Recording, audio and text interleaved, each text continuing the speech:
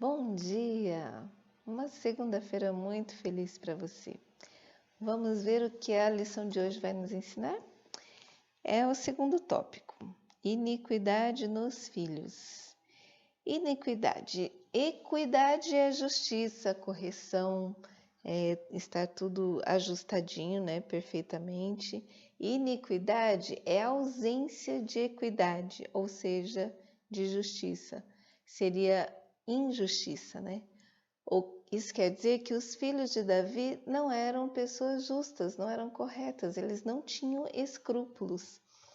E nós vamos verificar que esse problema, nessa lição aqui, nós vamos verificar que o problema dos filhos de Davi era mais antigo. Ele já havia desobedecido a Deus, casando-se com várias mulheres, e algumas delas nem eram do povo de Deus. Quando ele reinou em Hebrom durante 7 anos, ele teve 6 filhos, cada um de uma esposa diferente. Ainda teve uma filha, que foi Tamar. Em Jerusalém, ele teve mais um tanto de filhos e mais os filhos das concubinas. E ele já sabia, a história de Jacó estava ali como testemunha para todos de que não dá certo isso de ter várias mulheres. O lar cresce dividido por ciúmes, brigas e intrigas. Ele sabia disso, mas ele cedeu ao pecado da luxúria e teve filhos assim, de várias mulheres. E os seus filhos cresceram em um ambiente que não era bom. O caráter deles não se desenvolveu. Então, os resultados desse pecado anterior da luxúria se somaram aos resultados do último, e a situação do lar de Davi realmente ficou muito ruim. Bom, vamos a perguntar: o que está escrito sobre Amnon, o filho primogênito de Davi? Bom, nós temos aqui uma história também de cobiça, luxúria e desrespeito e crueldade como a de Davi, né? Segundo Samuel nos conta que Amnon se apaixonou por sua meia-irmã Tamar, filha de Davi, com a princesa Maacá do reino de Gesur. Tamar chamava atenção por sua beleza, mas como acontece muitas vezes, a formosura atrai também a inveja ou a maldade das pessoas. A beleza de Tamar se tornou uma obsessão para Amnon, que a desejava desesperadamente. E aconselhado por um primo tão ímpio quanto ele, Amnon colocou em prática um plano ardiloso para conseguir ter o que ele desejava, que era o corpo de Tamar. Ele não estava nem aí para ela, mas ele queria o corpo dela. Ou seja, seu desejo não era fazer a moça feliz, isso nem passava pela cabeça dele. A única coisa que ele queria era satisfazer o seu desejo incontrolável. Então ele preparou uma armadilha e abusou dela. E ainda que Tamar suplicasse para que ele não fizesse isso, ele não deu ouvidos e abusou dela. Depois, quando seu interesse foi satisfeito, o jovem príncipe perdeu completamente o interesse pela jovem, pela moça. A tal ponto que ele a mandou embora de uma forma humilhante, como se ela fosse um cachorro. Olha que coisa! E ele não via Tamar como uma pessoa, muito menos como a irmã dele. Apenas era um objeto que, depois de servir ao seu desejo, ele perdeu totalmente a utilidade e precisava ser descartado. Olha, por tudo isso que está escrito aqui sobre Amnon, nós podemos dizer que ele era um jovem egoísta, dominado pela luxúria, narcisista e cruel. Um rapaz mergulhado na iniquidade. A segunda pergunta, aqui do ponto A mesmo, diz assim: por que o rei deixou de cumprir suas convicções a respeito da atitude violenta do filho? Bom, vamos ver. Segundo Samuel 13, 21, diz que Davi muito se acendeu em ira quando ouviu todas essas coisas. Afinal, o crime de Amnon foi profundamente revoltante, gente. Era preciso fazer justiça, e a lei para aquele caso requeria a morte do criminoso. Mas Davi havia cometido um crime tão revoltante, ou talvez até mais revoltante, do que o de Amnon. Ele também tinha sido ardiloso, egoísta, também tinha sido dominado pela luxúria e tinha sido cruel, muito cruel. Ele então sentiu que se condenasse Aminon, ele estaria condenando a si mesmo.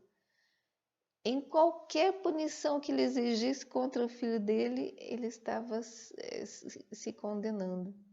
Talvez ele até tivesse medo de condenar o filho e este lhe falar: Como o senhor me condena, pai, se o senhor cometeu um crime pior que o meu?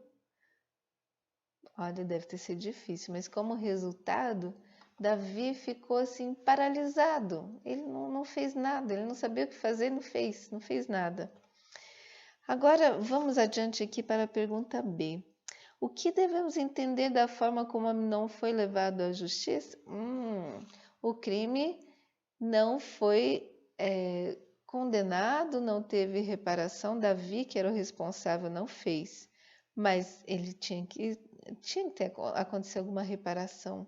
Ele tinha que ser levado à justiça. Como nós vamos aprender o que devemos entender, né? Então vamos lá. Já na pergunta B aqui, nós somos apresentados ao irmão mais velho de Tamar. Foi ele que a acolheu, Absalão, né? Depois da profunda humilhação que ela sofreu nas mãos de Amnon.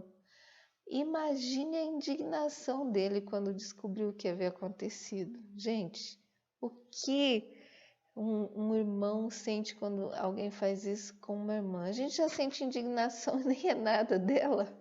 Imagina ele, né? Na presença dela, ele foi calmo, tentou tranquilizá-la, acalmá-la, mas no coração dele nasceu um ódio tremendo e um enorme desejo de vingança. Absalão, como Amnon, não era um servo de Deus, não tinha o menor desejo de perdoar, não foi buscar a ajuda de Deus, nada. Ele só queria, o único desejo dele é que a justiça fosse feita, e era a justiça dele, né? E quando ele viu que o pai não ia agir, ele mesmo preparou um plano dissimulado. Absalão era dissimulado, ele não deixou transparecer a ninguém o ódio que estava fervendo dentro dele. E da mesma forma como Amnon preparou uma armadilha para Tamar, Absalão preparou uma para Amnon. Ele o convidou para uma festa e, quando Amnon estava bêbado, Absalão deu a ordem aos seus servos para que o matassem. Terrível, né? O que vamos entender disso, da forma como Amnon foi levado à justiça? Primeiro, que ele teve 2 anos para se arrepender. Davi, quando confrontado com seu pecado, arrependeu-se imediatamente, profundamente. Amnon não há nenhum registro dele pedindo desculpas para sua irmã, tentando compensá-la pelo terrível prejuízo, pela humilhação, prejuízo físico e emocional que ele havia causado a ela. Não tem nenhum registro disso, não tem nenhuma demonstração de remorso. 2 anos para ele se arrepender, mas eles foram passados como os anos anteriores, Amnon só pensando em si mesmo. Como não houve punição, provavelmente ele até tenha chegado à conclusão de que o crime dele não era assim tão grave, né? Um errinho só. Ele achou que estava tudo bem. Mas a última parte da nota é profunda demais. Diz assim: quando pais e líderes negligenciam o dever de punir a iniquidade, o próprio Deus tomará o caso nas mãos. Seu poder de restrição será em certa medida removido dos agentes do mal, de modo que surgirá uma série de circunstâncias que punirão o pecado com o pecado. Olha só isso. Absalão cometeu um pecado ao planejar a morte do irmão? Sim, claro que foi. Mas Deus deixou que aquele pecado servisse de punição para outro pecado. O que ele fez? Tirou essa restrição dos agentes do mal. Agentes do mal usaram Absalão, que não tinha nenhuma convivência, nenhuma comunhão com Deus. E assim o pecado foi punido com outro pecado. E agora, hein? Qual seria a reação de Davi a essa tragédia dentro da família dele? E é sobre isso que fala a pergunta C. Como Davi lidou com o crime de Absalão? Olha, Absalão, segundo diz aqui, segundo Samuel, fugiu para a casa do avô materno dele, o rei de Gesur, que era uma nação pagã. Ele ficou 3 anos com seu avô pagão. Davi sentiu saudade deles e acabou permitindo que Joabe, o seu comandante do exército, trouxesse Absalão para Jerusalém. Mas ele o baniu da corte. Não, você fica em Jerusalém, mas não pode vir me ver. Então vejam bem, no crime de Amnon, Davi ficou paralisado, ele não tomou qualquer atitude porque era um crime que espelhava o próprio crime de Davi. Mas já no caso de Absalão, Davi quis mostrar que ele repudiava aquele crime, banindo Absalão da corte, do convívio com a família real. Então ele usou 2 pesos e 2 medidas, e isso lhe traria e trouxe, na verdade, dolorosas consequências, que nós vamos ver amanhã na lição, tá bem? Então, nós nos encontraremos lá para entender mais coisas que o Senhor quer nos ensinar na história de Davi. Que Deus abençoe muito o seu dia e até amanhã.